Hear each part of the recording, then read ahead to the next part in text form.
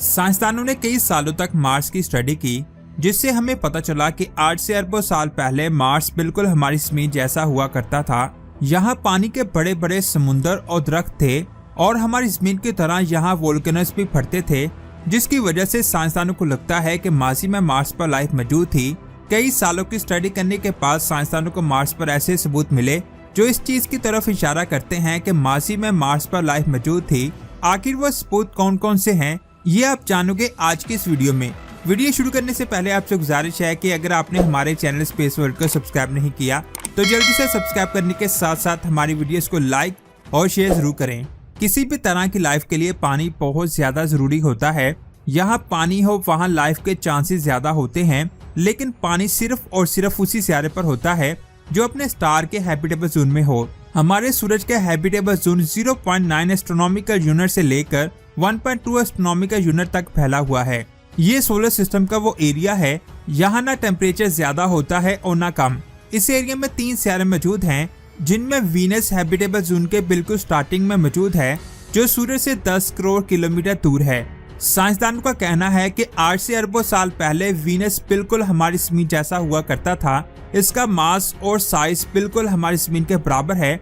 यहाँ पर पहाड़, समुंदर और दरख्त हुआ करते थे, लेकिन फिर एक बहुत बड़ा एस्टेरॉयड इससे टकराया, जिससे इसके घूमने की डायरेक्शन चेंज हो गई और ये उल्टी डायरेक्शन में रोटेट करने लगा।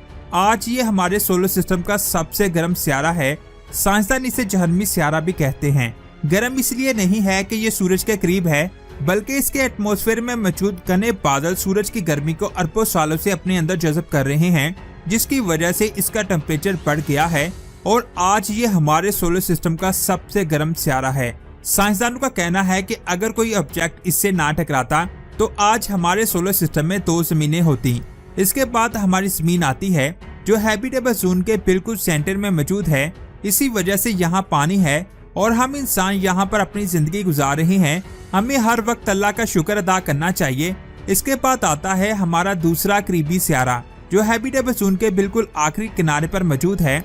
ये सूरज से 226 मिलियन किलोमीटर दूर है, यानी ये भी हमारी ज़मीन की तरह हैबिटेबल जोन में आता है, लेकिन ये हैबिटेबल जोन के आखिरी किनारे पर मौजूद है, यानी यहाँ पर भी पानी होना चाहिए। नासा ने इस पर कई मिशन किए और इन्हें मार्स की कई जगहों में पानी के सबूत मिले।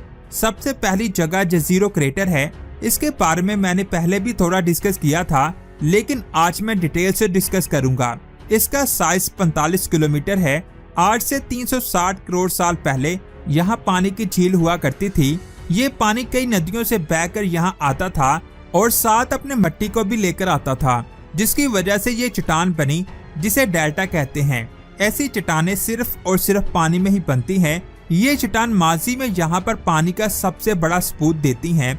इस क्रेटर में ऐसे बहुत सारे पत्थर मिले हैं जो सिर्फ और सिर्फ पानी में ही पाए जाते हैं। इनके अलावा पूरे मार्स पर कई केमिकल कंपाउंड और चट्टानें मिली हैं, जो यहाँ पर माजी में पानी के होने का सबूत देती हैं। इन सारी चीजों से साइंसदानों ने अंदाजा लगाया कि 8 से अरबों साल पहले ये सितारा हमारी ज़मीन जैसा हुआ करता था। यहाँ पानी के बहुत बड़े बड़े समुद्र मौजूद थे। कई साइंसदानों का मानना है कि इस पानी में लाइफ मौजूद हुआ करती थी, लेकिन कई साइंसदानों का मानना है कि यहाँ माजी में पानी तो मौजूद था, लेकिन इसमें लाइफ मौजूद नहीं थी। हम इन दोनों नजरियों पर 1 बाय 1 बात करते हैं।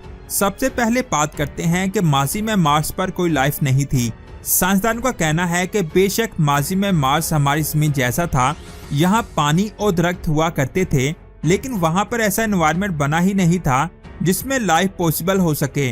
उनका कहना है कि वहाँ पानी तो था, लेकिन उस पानी में किसी भी तरह की लाइफ नहीं थी। फिर मार्स पर एस्टेरॉयड की बारिश हुई और ये पानी हमेशा हमेशा के लिए खत्म होकर एक सूखा ठंडा रेगिस्तान बन गया। ज्यादातर साइंसदान इसी थ्योरी पर बिलीव करते हैं। अब बात करते हैं कि मार्स पर लाइफ मौजूद थी, लेकिन वो खत्म हो गई। इस थ्योरी के मुताबिक आज से 3.5 बिलियन साल पहले मार्स पर चीजें बिल्कुल हमारी ज़मीन जैसी थी। दोनों सितारों पर पानी मौजूद था। यहाँ एक स्टेबल एटमॉस्फेयर और इकोसिस्टम था। हमारी ज़मीन के बनने के कुछ करोड़ सालों बाद ही लाइफ का आगाज हो चुका था। इसीलिए साइंसदानों का मानना है कि मार्स पर भी किसी भी तरह की माइक्रो लाइफ का आगाज हुआ होगा, लेकिन कुछ करोड़ सालों बाद ही इसका एटमॉस्फेयर खत्म हो गया, जिसकी वजह से सूरज से आने वाली खतरनाक सोलर विंड्स सीधे इसकी सरफेस पर पहुंच रही थी।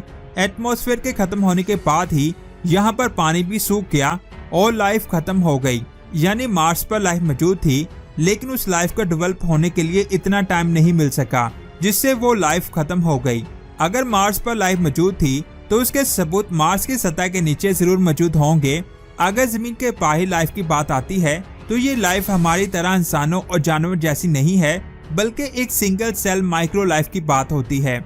अगर हमें मार्स या दूसरे सितारों पर एक भी सिंगल सेल मिलता है तो ये हमारे लिए बहुत बड़ी डिस्कवरी होगी। अगर हम मार्स पर लाइफ के सबूतों की बात करते हैं तो सबसे पहला सबूत 1976 में भेजे गए वाइकिंग लैंडर की वजह से मिला था। इस लैंडर की मदद से मार्स पर 3 मुख्तलिफ बायोलॉजिकल एक्सपेरिमेंट किए गए, जिनमें से 2 रिजल्ट नेगेटिव आए थे और एक रिजल्ट पॉजिटिव आया था, जिससे हमें लगा कि मार्स पर लाइफ हो सकती है। ये पहली बार था जब मार्स पर इस तरह का कोई एक्सपेरिमेंट किया गया था। उसके बाद 1984 में साइंसदान को अंटार्कटिका में से एक मेट्रॉइड मिला, जिसका नाम एलन हिल्स 84001 था। ये मेट्रॉइड मार्स से जमीन पर आया था।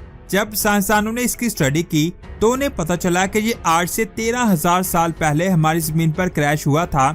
साइंसदानों को इसमें माइक्रो लाइफ के कुछ सबूत मिले थे, जिसे मार्स पर लाइफ की मौजूदगी के लिए एक बड़ा सबूत माना गया, और ये इस वक्त की सबसे बड़ी डिस्कवरी थी। इस डिस्कवरी से हमें लगने लगा कि माजी में मार्स पर लाइफ मौजूद थी। इसके बाद 2004 में क्यूरियोसिटी रोवर ने मार्स के एटमॉस्फेयर में मीथेन गैस को डिस्कवर किया।